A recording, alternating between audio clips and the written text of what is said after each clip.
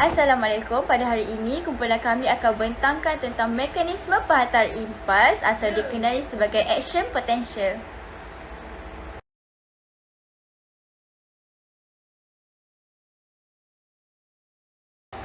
Terdapat 5 isi kandungan dalam topik ini. Yang pertama, pengenalan. Kedua, organisasi dan komponen sistem saraf. Ketiga, definisi berkaitan dengan mekanisme penghantaran impuls. Keempat, mekanisme penghantaran impuls. Dan yang kelima, penutup.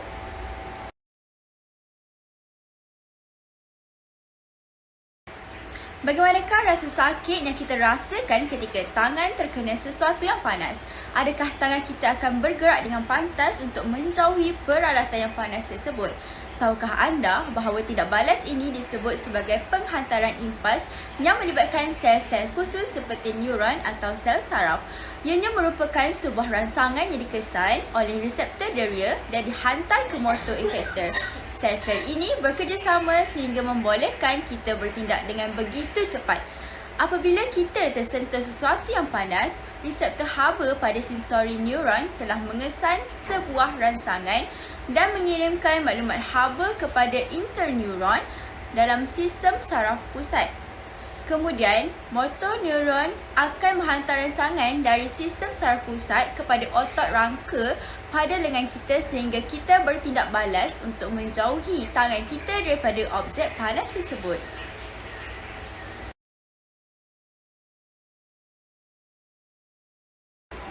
Organisasi dan komponen dalam sistem saraf. Sistem saraf terbahagi kepada dua iaitu Central Nervous System (CNS) dan Peripheral Nervous System (PNS). CNS pula terbahagi kepada dua iaitu otak dan spinal cord, manakala PNS pula terbahagi kepada neuron motor dan neuron sensori. Pada neuron motor terdapat sistem tindakan luar kawal yang dipanggil sebagai autonomic nervous system dan sistem tindakan terkawal iaitu somatic nervous system. Pada autonomic nervous system pula terdapat sympathetic nervous system dan parasympathetic nervous system.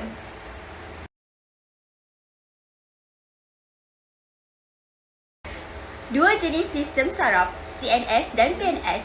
CNS merupakan sistem saraf utama yang melibatkan otak dan spinal cord. PNS pula melibatkan semua saraf seperti saraf kranial dan saraf spinal iaitu saraf yang terdapat di luar otak dan spinal cord. Ianya juga melibatkan saraf sensori, efferent, deria dan saraf motor efferent iaitu tindakan. Saraf sensori berupaya untuk mengesan perubahan luar dan dalam badan. Saraf motor pula bertindak ke atas perubahan bergantung kepada CNS sama ada somatic voluntary iaitu dalam keadaan sedar dan involuntary iaitu di dalam luar kawalan. Tisu saraf pula terbahagi kepada dua sel utama iaitu sel neuron yang merupakan sel utama dan sel neuroglia iaitu merupakan sel penyokong.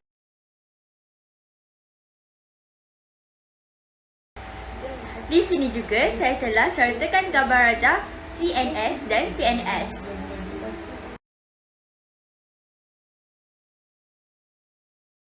Seterusnya, kita akan kupas mengenai definisi impuls. Impuls ialah rangsangan dalam bentuk arus elektrik dan merambat dalam neuron. Mekanisme penghantaran impuls berlaku melalui pengaliran yang melibatkan ion natrium dan ion kalium di sepanjang aksen. Mekanisme ini boleh berlaku kerana membran sel saraf adalah separa telap, bermakna ion tertentu sahaja boleh melaluinya. Impuls juga ditakrirkan sebagai perubahan momentum. Impuls ini dihantar melalui sel neuron.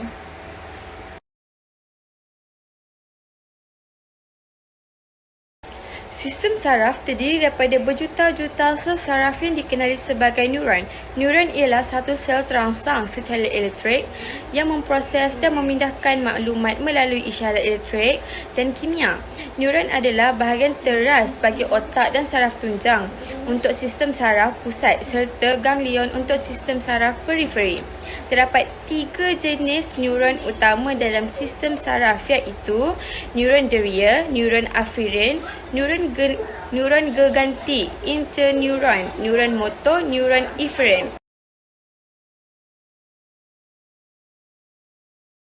Terdapat 3 jenis sel neuron iaitu neuron deria, neuron gerganti dan neuron motor. Neuron diria membawa impuls dari reseptor atau organ diria ke sistem saraf pusat. Ianya terdapat dalam akar dorsal dalam saraf spina. Ianya mempunyai akson yang pendek.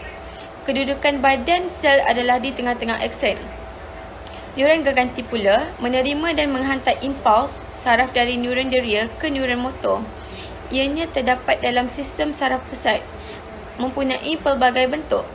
Neuron motor mempunyai impuls saraf ke efektor seperti otot dan kelenjar untuk bergerak baras yang sewajarnya. Terdapat dalam akar ventral dalam saraf spina, mempunyai akson yang panjang. Kedudukan badan sel adalah di hujung akson.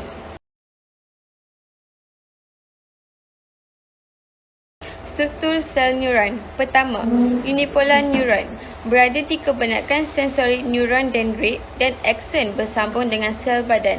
Kedua, bipolar neuron merupakan specialized sensori neuron seperti berada di mata, deria rasa dan pendengaran.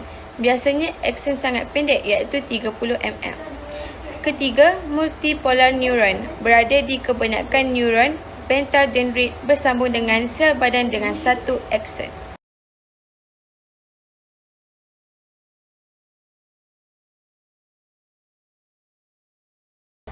Fungsi organel pada sel neuron. Pertama, dendrit menerima impuls daripada neuron lain. Kedua, sel badan mengintegrasi impuls saraf dan mengawal aktiviti neuron. Yang ketiga, nukleus mengawal aktiviti sel.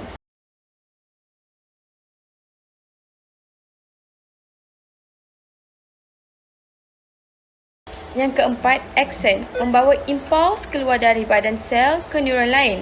Yang kelima, salut mielin penebat kepada impuls elektrik, membekalkan neutron kepada neuron dan melindungi akson dari kecederaan. Yang keenam, nodus Ranvier. Impuls melompat dari satu nodus Ranvier ke nodus Ranvier yang lain menyebabkan penghantaran impuls lebih cepat.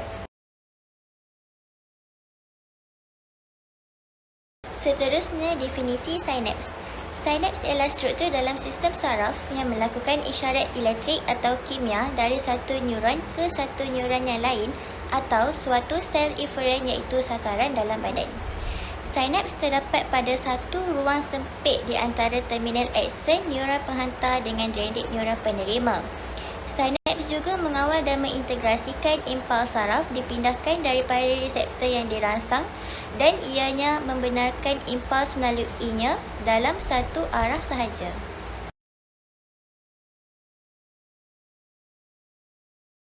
Penghantaran impuls melintasi sinaps.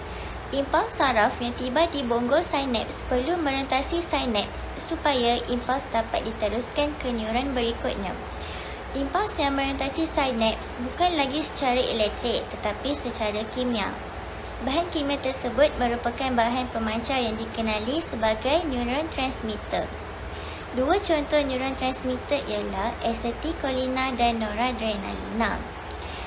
Neurotransmitter yang telah digunakan akan dimusnahkan oleh enzim atau diambil semula ke dalam bonggol sinaps.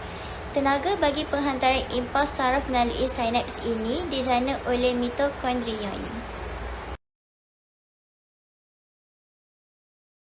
Tambahan pula, sinaps mengawal dan mengintegrasikan impuls saraf yang dipindahkan daripada reseptor yang terangsang. Sinaps membenarkan impuls bergerak dalam satu arah sahaja.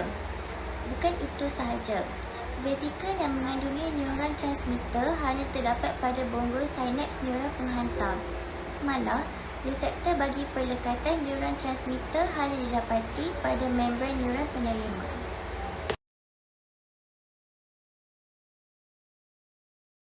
Mekanisme penghantaran impuls melintasi sinaps. Apabila impuls saraf tiba di bonggol sinaps, vesikel yang mengandungi neuron transmitter bergerak ke membran prasinaps. Kemudian, membran vesikel bergabung dengan membran prasinaps dan neuron transmitter dibebaskan ke dalam sinaps. Seterusnya, neuron transmitter meresap melintasi sinaps dan bergabung dengan reseptor protein yang spesifik di membran postsinaps. Dan yang terakhir, impuls saraf yang baharu dicetuskan dan bergerak sepanjang neuron penerima atau efektor.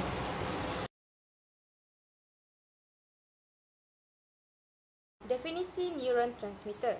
Neuron transmitter juga dikenali sebagai penghantar neuron atau penghantar impuls, yang merupakan sekumpulan bahan kimia dalaman yang menghantar isyarat merentasi sinaps dari satu neuron iaitu sel otak ke satu neuron yang disasarkan. Neuron transmitter dilepaskan daripada vesikel sinaps melalui ruang sinaps, di mana mereka diterima oleh reseptor pada sinaps saraf yang lain. Penghantar neuron yang dikeluarkan mungkin boleh bergerak merentasi sinaps untuk dikesan dan diikat dengan reseptor dalam neuron postsinaps.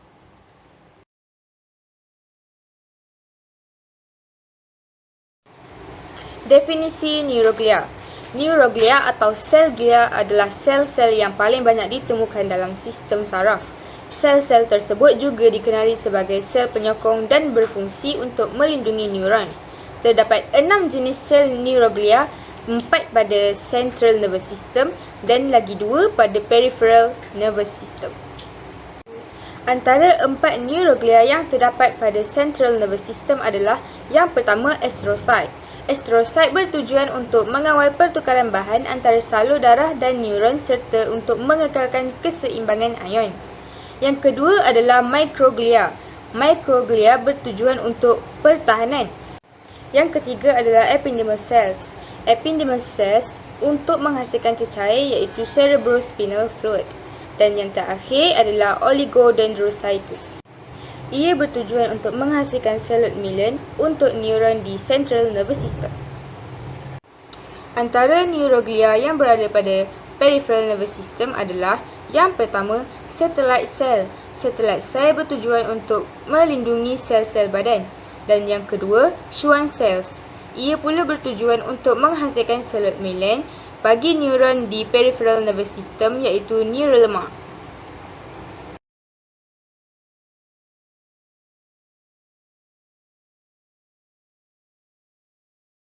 Resting potential ialah keadaan neuron tanpa rangsangan ataupun rehat.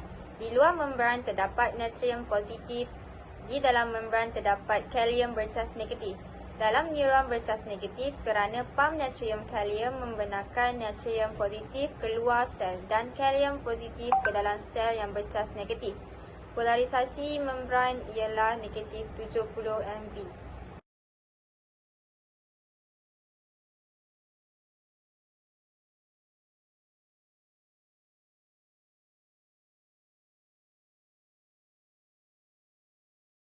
Action potential. Action potential ialah impuls wujud apabila terdapat rangsangan pada hujung saraf. Penghantaran impuls berlaku apabila ion bergerak melalui membran plasma secara pengangkutan aktif. Action potential kemudian menghasilkan perbezaan cas antara luar dan dalam membran. Action potential juga melibatkan ion natrium positif dan ion kalium positif, iaitu ion utama yang terdapat pada membran. Seterusnya, ianya berlaku pada bahagian akson yang terdedah iaitu nodus Ranvier. Seterusnya, terdapat 3 keadaan utama iaitu depolarisasi, repolarisasi dan hyperpolarisasi.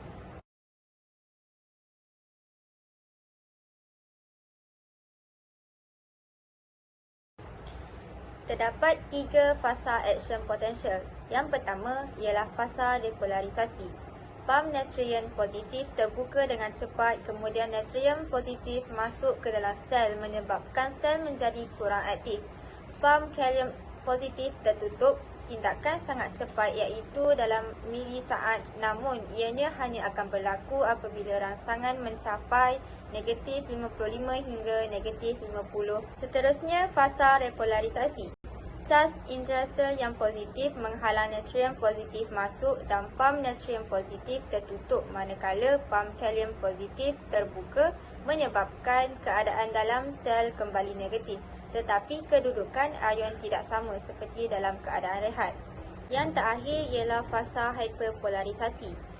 Refractory period ialah proses mengembalikan repolarisasi kepada resting, tetapi kedudukan natrium positif dan kalium positif terbalik.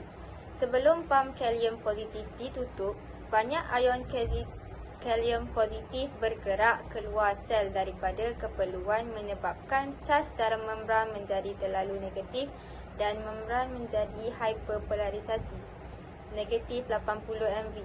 Semasa refractory period akson tidak menerima sebarang stimulus dan pada penghujung refractory period, semua pam ditutup dan natrium positif serta kalium positif kembali kepada kedudukan asal seperti dalam resting potential. Potensi aksi hanya akan berlaku pada nodus Rambier sahaja, kemudian melompat pada nodus seterusnya.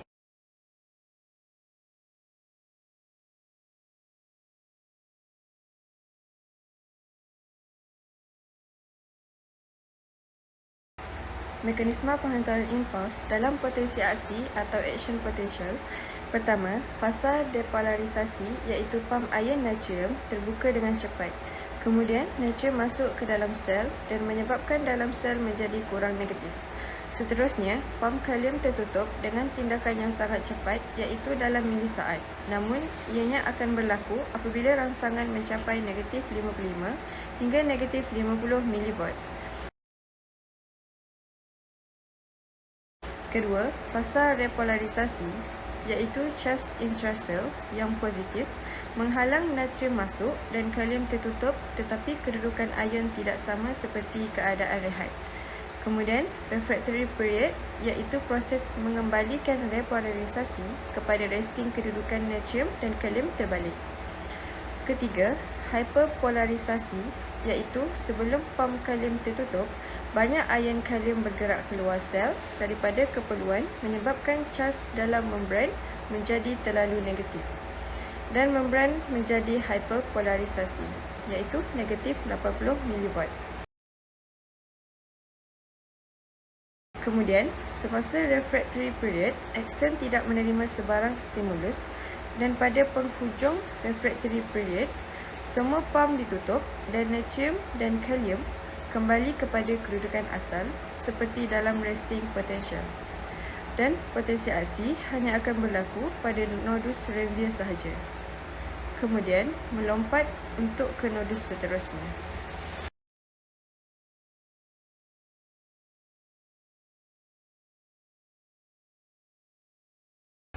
Contoh penyakit berkaitan sistem saraf. Pertama, Alzheimer, iaitu nyanyuk. Seseorang mengalami kemerosotan ingatan dan pemikiran disebabkan oleh kematian neuron dalam otak.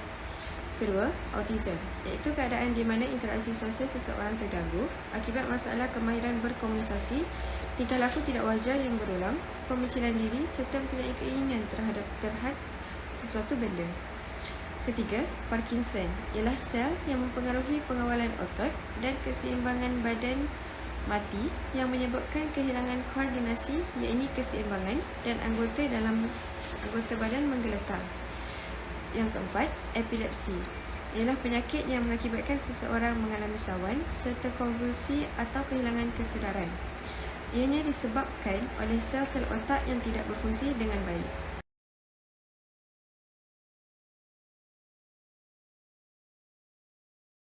Kesimpulannya, mekanisme penghantaran impuls merupakan satu proses untuk menerangkan tentang tindak balas ke atas suatu rangsangan yang dikenakan sama ada secara terkawal iaitu somatik ataupun secara tidak terkawal iaitu autonomik. Tindakan penghantaran impuls sangat cepat kerana impuls dihantar dalam bentuk arus elektrik yang melibatkan perubahan cas sepanjang akson.